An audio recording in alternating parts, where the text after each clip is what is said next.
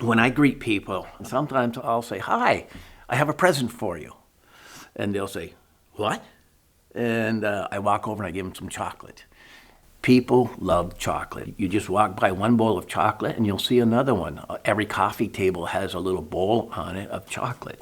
I thought it was a little hokey, but, you know, damn if people don't come in just for the chocolate. And it always puts people in a good mood. I just hand out chocolate and visit with customers. That's my job now, that and being a grampy.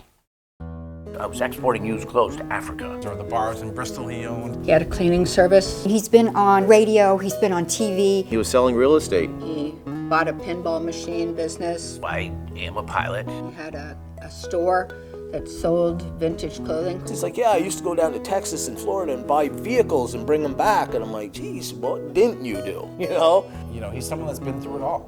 He's been through loss, he's been through failed businesses, you know, and it's made him so much stronger and wiser in a lot of ways. It's furniture that made him what he is today, but it's not what's made him. It's all the other businesses that he's done. If anybody has really had an impact on guiding my life, it is definitely my wife. The furniture business was an opportunity that I could get into with very little money. In fact, I was pretty much broke when it happened. She said, "What have you got to lose?" I mean, who is it that says, yeah, Wendell, you know, go buy a bunch of used clothes and export them to Africa. It's okay, Wendell, go buy a hot dog truck. You know, that was my mom. Whatever it is, it works for them. We met on a blind date. All he knew was that I had just moved there from New York City, so he thought I was a New York City girl. He told me that he was working on the farm with his dad and driving truck for the town. And when I asked him how many head he was milking, he knew right away I wasn't a New York City girl. When I first opened the Wendells Furniture up in Milton, I had nothing to draw people other than me, so I would say, "Come see Wendell, I make deals." And my father-in-law was quick to inform me that the best deal I ever made was marrying his daughter. We had a problem with a customer's order. It was just before Christmas. She was literally 9 months pregnant.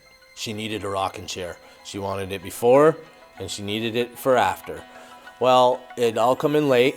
We loaded the stuff on. Wendell says, "Can you meet me on your way home at this place in Essex?" I'm like, "Absolutely."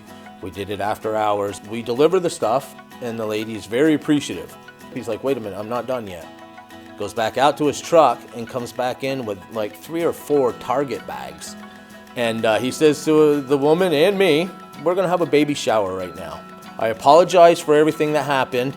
I know you were angry with us in the beginning, but this is what I want to do for you." He had diapers and he had clothes, he had shoes, he had toys, he had everything to set up a baby's room for this customer.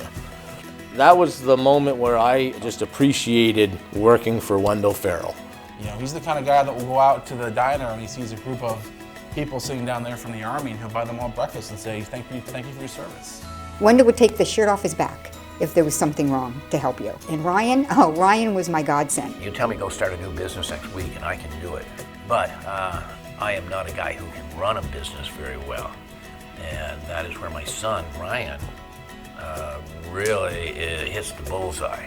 Brian's strengths are exactly where Wendell's weaknesses are. Wendell is an entrepreneurial person who can build it, but then when you get into the details of managing people and coaching people, Brian's strengths really shine. Not even as a manager or owner of the store, Ryan's just a genuine good guy who wants to see people treated well. He's the one who actually put a phrase on every computer screen in our store. It says, pretty simple, take care of the customer, period. We don't really spend much time or meetings talking about how to get more business. We talk about how to make customers happier. Vermont's a small community. If you mess up with somebody, they're going to tell their friends. All the way from the salesperson to the time we walk out, we want you to know that you're taken care of. If something's damaged when we bring it into the house, we solve the issue right there. You know the answer by the time you leave. Growing up on a farm, it gives you a work ethic. My dad's attitude was, where there's a will, there's a way. That was very important to me. We don't look for a way to get out of dealing with the problem. We look for a way to solve the problem. We love problems because when things go well, nobody knows if you're any good or not. But when you have a problem and we fix it, people think you're wonderful. delivery guys shovel your wall. You know, just the little extra steps that not normal delivery guys would do. That's what we do. We see people at different points in their lives, and there are times when somebody may have terminal cancer, and we just have to make them more comfortable for the time that they have left. And when we get those calls and thank you cards for making their friends and family more comfortable, it's, that goes beyond any sort of sale. Friends is the big key word, you know. You're not just working with other employees. They're friends of yours, people you talk to, people you text outside of work. It makes a big difference, huge difference.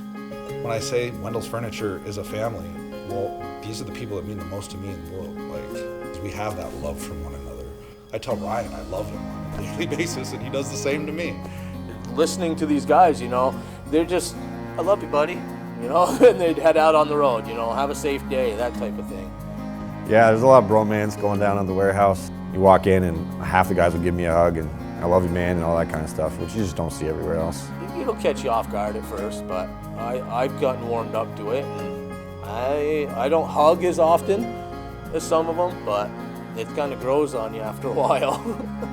And sure, it's joking around, but that's just what we do, you know. And I don't know where I'd be without Wendells Furniture right now. Wendells Furniture, we make deals. Our delivery guys are one of the biggest parts of our success. They have fun at work, but they get stuff done. So, I mean, how can you get better than that? You can't sell every piece of furniture and deliver every piece of furniture yourself. It takes a team, and we've worked hard to develop a great team over the years. We're grateful for all our employees. They all do a spectacular job, and they all reflect the culture of Wendells. And to just walk into that room, and he looked over at me and said, "Did you know you had this many employees?" And I said, "No." He said, "Not bad for a couple of farm kids." I said, "Yeah."